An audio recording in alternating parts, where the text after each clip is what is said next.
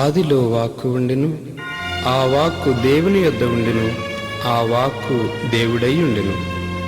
ఆ వాక్కు శరీరధారి అయి మన మధ్య నివసించెను.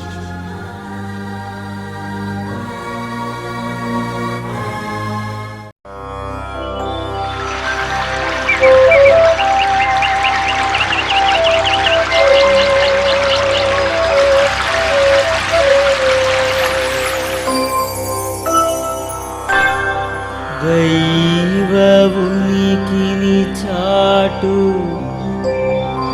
నిబంధన మందసమా,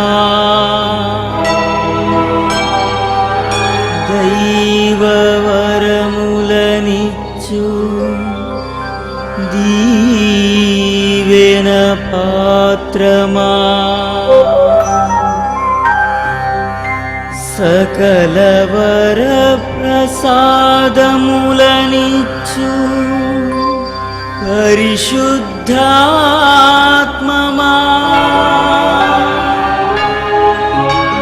నీకే స్తుతి, నీకే మహిమా, నీకే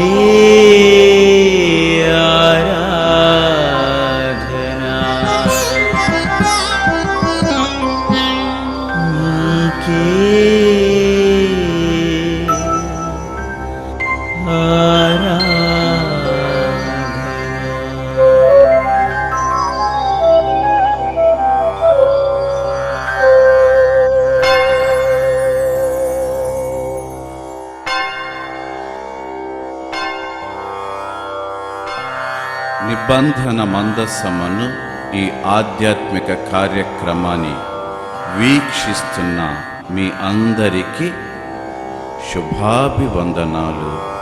త్రియేక దేవుని శుభాశిస్సులు. ప్రభుని యందు ప్రియులకు సహోదరి సహోదరులారా, ఈనాడు ఆహారము జీవాహారము గురించి కొద్దిగా తెలుసుకోవటానికి మనం ప్రయత్నం చేద్దాం. నిర్గమాకాండము 16వ అధ్యాయము 3వ వచనము ఆలకించండి. ఆ అరణ్యములో ఇశ్రాయేలీల సమాజమంతయు మోషే ఆరోనుల మీద సనిగెను. ఇశ్రాయేలీలు మేము మాంసము వండుకొని కుండల యొద్ద కూర్చుండి తృప్తిగా ఆహారము తినినప్పుడు యెహోవా చేతి వలన ఎలా చావకపోతిమి, ఈ సర్వ సమాజమును ఆకలి చేత చంపుటకు ఈ అరణ్యములోనికి మమ్మలను అక్కడ నుండి తోడుకొని వచ్చితిరని వారితో అనెను. ప్రార్థన చేసుకుందాం. మా శరణమును కనికరమునకు నిలయమైన ఓ సర్వేశ్వర, మీ దివ్య వాక్కును ప్రకటించటానికి నన్ను శుద్ధిని చేయండి. ప్రకటించే భాగ్యమును యోగ్యతను నాకు అనుగ్రహించండి. ప్రకటించబడుతున్న ఈ వాక్కు వీక్షిస్తున్న ఈ బిడ్డలందరికీ నూరంతలుగా ఫలితాన్నిచ్చేలా చేయమని యేసయ్య పవిత్ర నామమున వేడుచున్నాము తండ్రి, ఆమేన్. దేవునిచే పంపబడినటువంటి మోషే ప్రవక్త ఇజ్రాయేలు ప్రజలందరినీ ఐగుప్తు దాస్యము నుండి వాగ్దాన భూమికి నడిపించే సమయాన కొన్ని దినాల ప్రయాణమైన తదుపరి ప్రజలందరూ కూడా మోషేకు ఆరోనుకి వ్యతిరేకముగా సనుగు కొనసాగిరి. ఐగుప్తులో ఉన్నప్పుడు మాకు కావలసినంత మాంసము ఉండేది, కావలసినంత ఆహారము భుజించే వాళ్ళము. మరి అలా కాకుండా నీవు మమ్ములను ఈ ఎడారిలోకి దేనికి తీసుకొచ్చావు? ఆకలితో చావటానిక? ఈ చావేదో మేము ఐగుప్తులో చస్తే బాగుండేది కదా, కనీసం అక్కడ మమ్మల్ని సమాధులు చేసేవాళ్ళు అని సనుగుకున్నప్పుడు వ్యధ చెందుతాడు మోషే ప్రవక్త. వెళ్ళి యెహోవాతో పలుకుతాడు, అయ్యా ఏంటి పరిస్థితి అంటే, వారికి ఆకాశము నుండి ఆహారాన్ని కురిపించాడు, అదే మన్నా. ప్రియులారా, మనిషికి ముఖ్యమైనటువంటి అవసరాలు 3: తినటానికి తిండి, ఉండటానికి ఇల్లు, కట్టుకోవటానికి బట్ట. ఈ 3 the basic needs of human being అంటూ ఉంటాము. ఈ 3 ముఖ్యమైనటువంటి అవసరాలను ప్రతి మనిషి కూడా ఖచ్చితంగా తన జీవితంలో కావాలని కోరుకుంటూ ఉంటాడు. సహజం అండి. ఆకలితో అలమటిస్తున్నటువంటి ఇశ్రాయేలు ప్రజలు మోషే ప్రవక్త దగ్గరకు వెళ్ళి, మాకు ఆకలి వేస్తుంది, ఏంటి మమ్మల్ని ఎందుకు ఇక్కడ తీసుకొచ్చి, నిన్ను నమ్మి మేము వచ్చాం కదా, మరి మా పరిస్థితి ఏంటి అని అడగటంలో ఎటువంటి తప్పు లేదు. కానీ ప్రిలారా, ఇక్కడ అడగటం ఒకటి, గొనగటం ఒకటండి. ఈ సనుగుకోవటం అనేటటువంటిది చాలా ప్రమాదకరమైనటువంటి ఒక విషయం అని మనం ఖచ్చితంగా చెప్పాలి. ఎందుకంటే ఎప్పుడైతే మనుషుల అసంతృప్తి పెరుగుతూ ఉంటుందో, ఎప్పుడైతే సంతోషంగా ఉండడో, అప్పుడు సనుగుకోవటం ప్రారంభిస్తాడు. ఇది వాస్తవం. అందుకే ఇశ్రాయేలు ప్రజలు ఆహారం కోసం మోషే ప్రవక్తను అడగటంలో తప్పు లేదు, దేవునికి మొరపెట్టడంలో తప్పు లేదు. కానీ దానికి వ్యతిరేకంగా వారు ఏం చేశారంటే, వారిలో వారు సనుగుకోవటం మొదలుపెట్టారు. ఆ విధముగా దేవుని యొక్క గొప్పతనాన్ని ప్రక్కన పడేశారు. ఆలోచించండి, ఒక్కసారి ఆలోచించండి. 10 అరిష్టాలను ఇశ్రాయేలు ప్రజలను తాకకుండా ఐగుప్తు ప్రజలనే తాకేలా చేసి, ఆ ఐగుప్తు ప్రజలను తన యొక్క బలమైన హస్తముతో మోది ఇశ్రాయేలు ప్రజలందరిని బయటకు తీసుకొచ్చినటువంటి దేవాది దేవునికి తెలియదా? తన ప్రజలు ఆకలితో అలమటిస్తున్నారని, వారికి ఆకలి తీర్చాలని ఆ దేవునికి తెలియదా? అయినా ఎందుకని వారు దేవునిపై నమ్మకము ఉంచలేకపోయారు? ఇది ముఖ్యమండి. తన బలమైన హస్తముతో ఇశ్రాయేలు ప్రజలను బానిసపు సంఖ్యలు తెంచి వారిని వాగ్దాన భూమికి నడిపించటానికి సిద్ధపడినటువంటి దేవాది దేవునికి తన ప్రజలను ఎలా చూసుకోవాలో తెలియదా? వారి క్షుద్బాధ తీర్చాలని తెలియదా? తెలుసు. కానీ కొద్దిగా కష్టము రాగానే, కొద్దిగా బాధ కలగగానే, కొద్దిగా ఆకలి వేయగానే అన్నీ మర్చిపోయారు. దేవుని మర్చిపోయారు. ఆయన ఎర్ర సముద్రమును ఎలా దాటించింది మర్చిపోయారు. ఏ విధముగా ప్రజలను రాత్రి సమయమున అగ్ని స్తంభములాగా, పగటి సమయమున మేఘ స్తంభములాగా వారిని రక్షిస్తూ పరిరక్షిస్తున్న విధానాన్ని మర్చిపోయారు. అన్నీ మరచిపోయి మోయిజు ప్రవక్త దగ్గరకు, ఆరోను దగ్గరకు వచ్చి కంప్లైంట్ చేయటం ప్రారంభించారు. ప్రియులారా, ఒక్కసారి మనం ఆలోచిద్దాం. దీనిని బట్టి మనకు అర్థమవుతుంది ఏంటి? దేవుని యొక్క బలమైన హస్తము చేసిన ఆ క్రియలు వారి యొక్క హృదయాలను తాకలేదండి, వారి యొక్క మనస్సులోకి చొచ్చుకుపోలేదు. వారు ఏదో నాది కాదు నా అత్తగారిది అన్నట్టు, ఏదో ఆరోను మోయిజులు వచ్చారులే, మమ్మల్ని తీసుకు వెళుతున్నారులే అనే అనుకున్నారు. కానీ ఇది దేవుని యొక్క క్రియ, దేవాది దేవుడు ఇది చేస్తున్న పని అని మాత్రం వారు ఆలోచించలేకపోయారు. అందుకే తమ యొక్క హృదయాల్లోకి అవి చొచ్చుకుపోలేదు. అవి గనక చొచ్చుకుపోయినట్లయితే దేవుని యొక్క క్రియలు, దేవుని యొక్క గొప్పతనం, దేవుని యొక్క శక్తివంతమైనటువంటి పనులు వారి యొక్క మనసుల్లో గనక చొచ్చుకుపోయినట్లయితే వారు మోయిజు ప్రవక్త దగ్గరకు వచ్చి వేడుకునేవాళ్ళండి. అయ్యా, మాకు ఆకలేస్తుంది, మా పిల్లలు ఉన్నారు, మరి మా చిన్న బిడ్డలు ఉన్నారు, ఏంటి మా పరిస్థితి, నీవు అక్కడి నుంచి తీసుకొచ్చావు కదా అని మొరపెట్టుకునేవాళ్ళు. ఏ విధముగా వీరందరూ తన దగ్గరకు వచ్చి లేనిపోని అభండాలు తన మీద వేయటం వల్ల మోయిజు ప్రవక్త దేవుని దగ్గరికి వెళ్ళేసి దేవునితో మొరపెట్టుకున్నాడు. అదే విధముగా మోయిజు ప్రవక్త దగ్గరకు వచ్చి మోయిజుతో మొరపెట్టుకునేవాళ్ళు. కానీ అలా చేయలేదండి. దాని అర్థము ఏంటి అంటే, ఎన్ని క్రియలు ప్రభు వారికి చేసినా అవి వారి యొక్క జీవితములోకి చొచ్చుకుపోలేదు. They did not sink in to their hearts. వారి గుండెల్లోకి అవి చోటు చేసుకోవాలి, వారి యొక్క బ్రతుకుల్లో అది చోటు చేసుకోవాలి. అది జరిగినటువంటిదండి. అందుకే ఆకలికి తట్టుకోలేక, క్షుద్బాధకు ఓర్వలేక నిందలు వేయటం ప్రారంభించారు. ఎవరి మీద? ఆరోను మీద, మోయిజు మీద కాదండి. వాళ్ళిద్దరు మధ్యవర్తులే. ఆఖరికి మనం ఆలోచిస్తే ఆరోను మోయిజుల మీద కాదండి నింద, దేవుని మీద నింద ఒక విధంగా వేసినట్టు లెక్క. అందుకు అంటున్నారు, ఎందుకు యావే మమ్మల్ని ఇక్కడ తీసుకొచ్చాడు, ఆ చావేది అక్కడే చస్తాము కదా, ఇక్కడికి చావాలా అంటే ఒక విధముగా యావే ప్రభు మీద నింద వేశారు. ప్రియులారా, ఎంత శోచనీయమైనటువంటి విషయం అండి. ఇక్కడ మనం ఒక్క విషయం మనం ఆలోచిద్దాం. ఆహారము, జీవాహారము ఎంతవరకు ఈ యొక్క శరీరము గురించి, ఈ లోకము గురించి, ఈ భౌతిక స్థితి గురించే ఇశ్రాయేలు ప్రజలు ఆలోచించారే కానీ దీనికి మించినటువంటిది మరొకటి ఉంది, దీనికి మించినది నాకు ఇవ్వటానికి నా దేవుడు సంసిద్ధంగా ఉన్నాడు అన్నటువంటి విషయము వారికి ఎప్పుడు కూడా వారి మనసుల్లోకి వెళ్ళలేదండి. అలా వెళ్ళి ఉంటే మరొక దానికోసం వాళ్ళు ప్రయత్నం చేసేవాళ్ళు. ప్రియులారా, ఇక్కడ యేసు ప్రభు గురించి ఒక మాట చెప్తా. మత్తయి సువార్త 4వ అధ్యాయము 4వ వచనాన్ని కనుక మనం గమనించినట్లయితే శోధనండి. యేసు ప్రభు 40 దినాలు నిరాహారిగా ఉన్న తరువాత సైతాను ఆయన దగ్గరకు వచ్చి ఈ యొక్క రాళ్లను రొట్టెలుగా మార్చుకొని తిను. వెరీ కామన్ అండి. 40 రోజులు తిండి లేకుండా ఉంటే ఆకలేయటం కామను, అన్నం తినాలనటం కామను, తన క్షుద్బాధ తీర్చుకోవాలనుకోవడం చాలా సామాన్యమైనటువంటిదండి. అయితే అక్కడ యేసు ప్రభు ఈ భౌతికమైనటువంటి ఆహారం గురించి, ఆధ్యాత్మికమైనటువంటి ఆహారం గురించి, శాశ్వతమైన ఆహారం గురించి, అశాశ్వతమైన ఆహారం గురించి, ఈ లోక సంబంధమైన ఆహారం గురించి, పరలోక సంబంధమైన ఆహారం గురించి మాట్లాడుతున్నాడండి.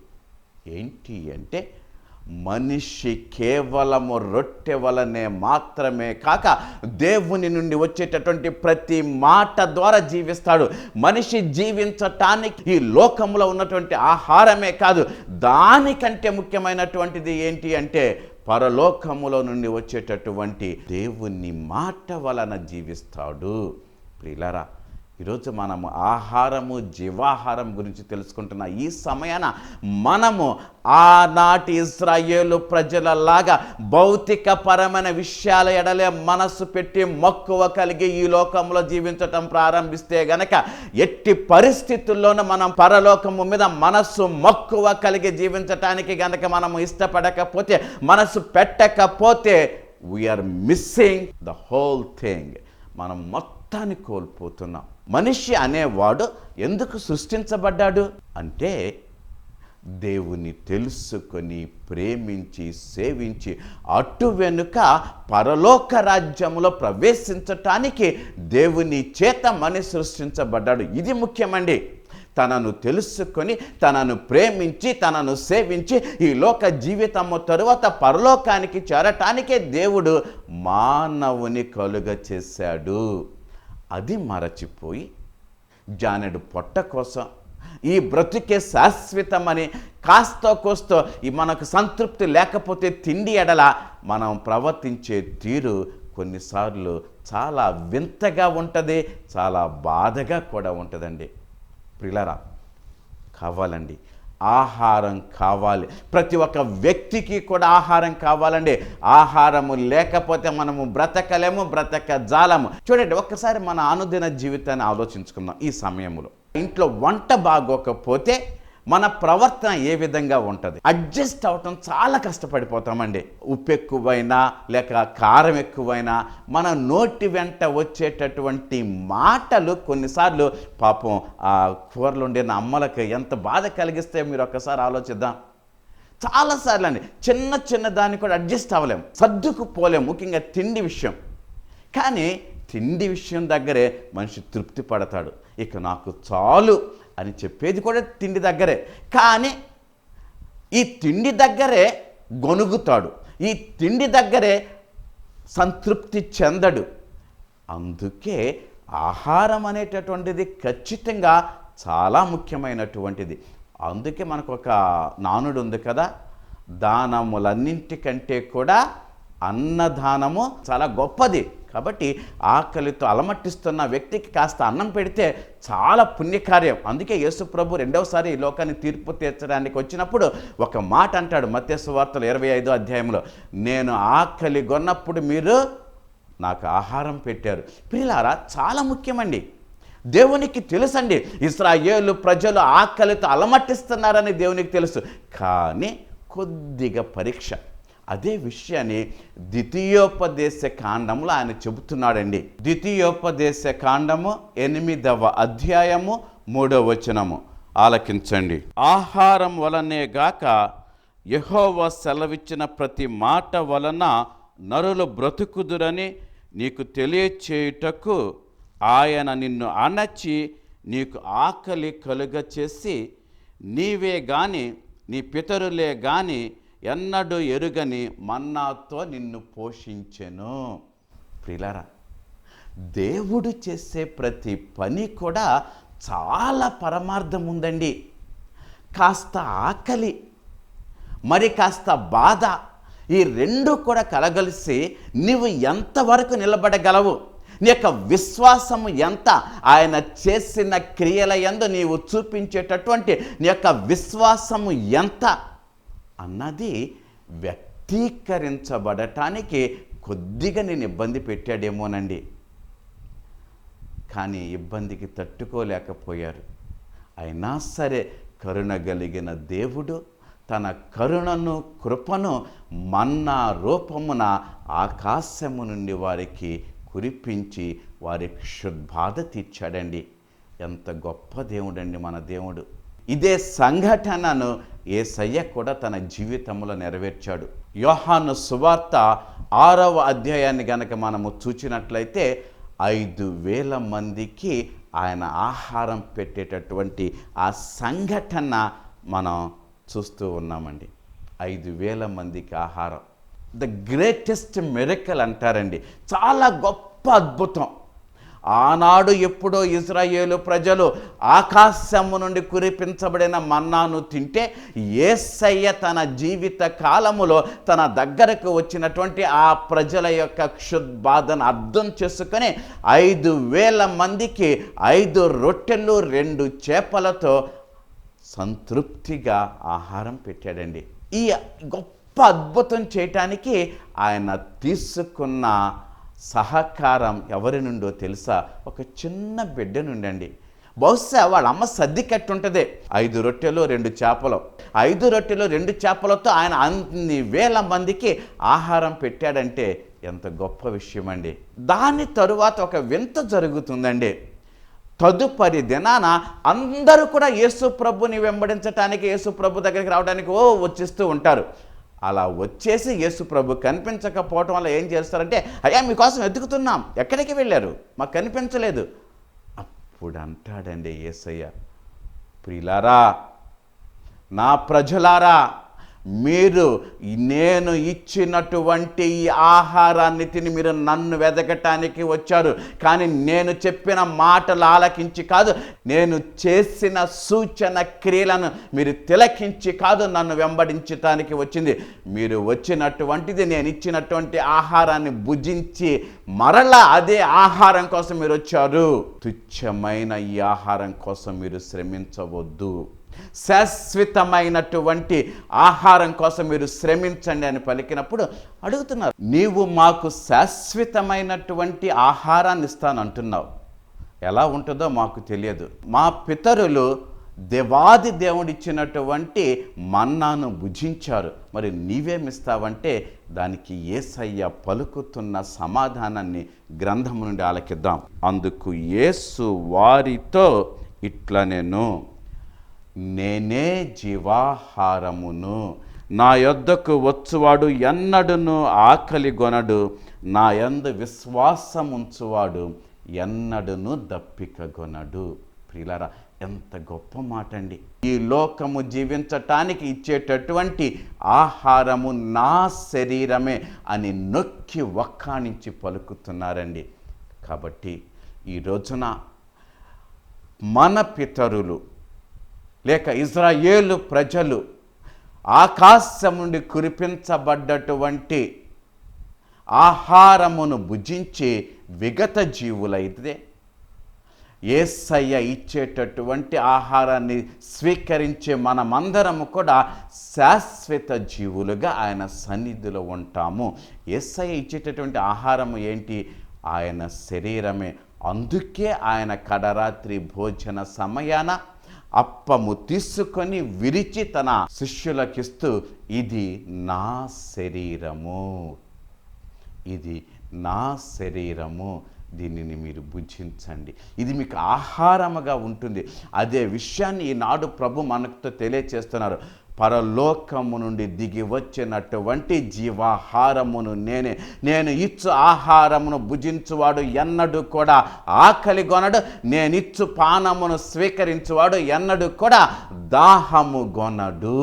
జీవాహారము ఇవ్వటానికి సిద్ధముగా ఉన్న యేసయ్య సన్నిధికి మనం వెళ్ళటానికి ప్రయత్నం చేద్దాం. మరి ముఖ్యముగా ఇక్కడ మీకు ఒక సంఘటన చెప్తున్నా. యేసు ప్రభు సమరయ స్త్రీ దగ్గరకు వెళ్ళి, అమ్మ నాకు త్రాగటానికి నీళ్ళు ఇవ్వు అని అడుగుతున్నాడు. దానికి సమరయ స్త్రీ, అయ్యా నీవు యూదుడవు కదా, నీవు నన్ను నీళ్ళు అడగటం ఏంటి, ఎలా సాధ్యమవుతుంది అని పలికినప్పుడు ఆయన అంటాడు కదా, నీతో ఎవరు మాట్లాడుతున్నారో నీకు తెలిస్తే ఆ వ్యక్తినే నీవు జీవజలాన్ని అడుగుతావు, అది నీలో నీటి బొగ్గలాగా ఉంటుంది, అది ఎల్లప్పుడూ కూడా వస్తూ ఉంటుంది.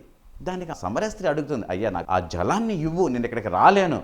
అప్పుడు ప్రభు అంటున్నాడు, వెళ్ళి నీ భర్తను తీసుకురా. నాకు భర్త లేడయ్యా. సరే, నీవు వాస్తవం పలికావు, you have said the truth, నీవు వాస్తవం పలికావు. ఇదండి ప్రభు ఆమెలో మెచ్చుకున్నటువంటిది, ఆమెను ఇష్టపడినటువంటిది. దేనికోసమంటే ఆమె వాస్తవం పలికిందండి. తన జీవితంలో ఉన్నటువంటి ఆ యొక్క వాట్ ఎవర్ ఇట్ ఈస్, ఏదన్నా కానివ్వండి, ఆయన సన్నిధిలో దాచుకోలేదు, లేకపోతే ముసుగు వేసుకోలేదు. ఆయన సన్నిధిలో బట్ట బయలు చేసుకుంది. అవునయ్యా నాకు భర్త లేడు, ఐ హ్యావ్ నో హస్బెండ్ అని తన యొక్క వాస్తవ బ్రతుకును ఆయనతో చెప్పుకుంది. అలా చెప్పుకోబట్టే ప్రియులారా, యేసు ప్రభు ఆమెకు జీవజలాన్ని ఇచ్చాడండి. ఆమె జీవితంలో అది ఒక నీటి బుగ్గలాగా అలా వచ్చి ఉండిపోయింది. అర్థం చేసుకుందాం. మన బ్రతుకులను మసిపూసి మారేడికాయ చేసుకోవద్దు. మనము ఎవరినైనా మోసం చేయొచ్చండి, ఈ లోకములో ఎవరినైనా మోసం చేయొచ్చు. కానీ దేవుని కూడా మోసము చేయటానికి గనక మనము ప్రయత్నము చేస్తే మన బ్రతుకు మనమే నాశనం చేసుకుంటున్నాం. అందుకే కనీసము దేవుని సన్నిధిలోనైనా నిజాయితీ కలిగిన వ్యక్తులుగా బ్రతకటానికి, మన బ్రతుకును ఆయన సన్నిధిలో బట్టబయలు చేసుకోవటానికి, ప్రభా నీవు తప్ప నాకు ఎవ్వరూ లేరని చెప్పటానికి చెప్పి ఆయన సన్నిధికి వెళ్ళి ఆయన పాదాలపై పడి శరణు వేడటానికి మనందరం కూడా ప్రయత్నము చేసిన దినాన ఆయన మనకు జీవాహారాన్ని ఇస్తాడు. ప్రియులారా, ఇది ముఖ్యమండి. To be very frank with the Lord, నిజాయితీగా మీ దాచుకోకుండా ఆయన సన్నిధిలో మనసు విప్పటానికి ప్రయత్నం చేద్దాం. మనం ఎవరినైనా మోసం చేయొచ్చండి, ఎవరినైనా మోసం చేయొచ్చు. కానీ దేవుని కూడా మభ్య పెట్టాలని ప్రయత్నం చేస్తే, దేవుని కూడా మోసం చేయాలని ప్రయత్నం చేస్తే, దేవుని కూడా ఏదో సాకులు చెప్పాలని ప్రయత్నం చేస్తే బాగుండదండి. మన వినాశనాన్ని మనమే తెచ్చుకున్న వారం అవుతాం. అదే విధముగా మనకు ఒక సామెత ఉంది, చెప్పులో రాయి చెవులో జోరీగా ఇంటిలో ఇల్లాలిపోరు ఇంతింత కాదయ. గొనగటం లేకపోతే సనుగుకోవటం అనేటటువంటిది చాలా భయంకరమైనటువంటిది. అది ప్రశాంతతను కోల్పోయేలా చేస్తుంది. నీ ప్రశాంతతే కాదండి, ఇతరుల ప్రశాంతతను కూడా కోల్పోయేలా చేస్తుంది. అందుకే ఆ గుణాన్ని మానివేయటానికి ప్రయత్నం చేద్దాం. ముఖ్యంగా దేవుని ఎడల నో కంప్లైంట్స్ అండి. ఎందుకు దేవుడు నాకు ఈ విధంగా చేస్తున్నాడు, ఎందుకు ఆయన ఇలా చేస్తున్నాడు, ఎందుకు అలా చేస్తున్నాడు వద్దండి. ఆయన సన్నిధికి వెళ్ళి మనస్స వాచ కర్మ అని ఆయనతో, తండ్రి ఇది నా బ్రతుకు, నాకు చేయూతనివ్వండి, ముందుకు నడిపించండి అని ప్రార్థన చేసుకోవటానికి ప్రయత్నం చేద్దాం. కష్టకాలాల్లో బాధల్లో ప్రభు మీకు అండదండగా ఉండాలి అని, జీవాహారాన్ని మీ అందరికీ ఆయన అనుగ్రహించాలని మనసారా వేడుకుందాం. తలలు వంచండి, ప్రార్థన చేసుకుందాం.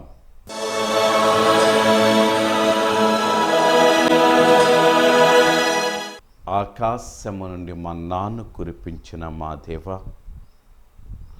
అశాశ్వతమైన ఆహారాన్ని మన్నా రూపమున ఇచ్చిన శాశ్వతమైన ఆహారాన్ని యేసయ్య తన దేహముగా మాకు అనుగ్రహించినందుకు వేలాది స్తోత్రాలు.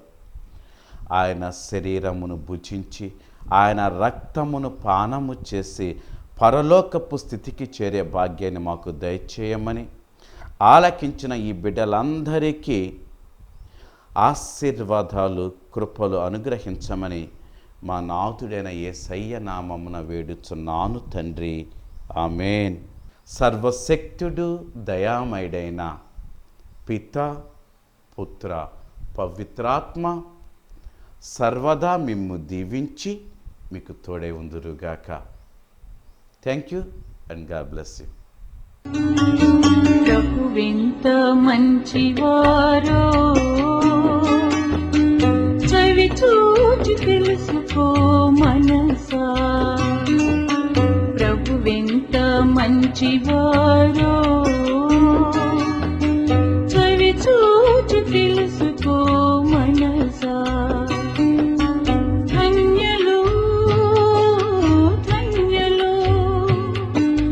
ప్రభుని శరణు కోరువారు ధన్యులు, ధన్యులు, ధన్యులు. ప్రభుని శరణు కోరువారు ధన్యులు. ప్రభువెంత మంచివారో చవి చూచి తెలుసుకో మనసా. ప్రభువెంత మంచివారో చవి చూచి తెలుసుకో మనసా.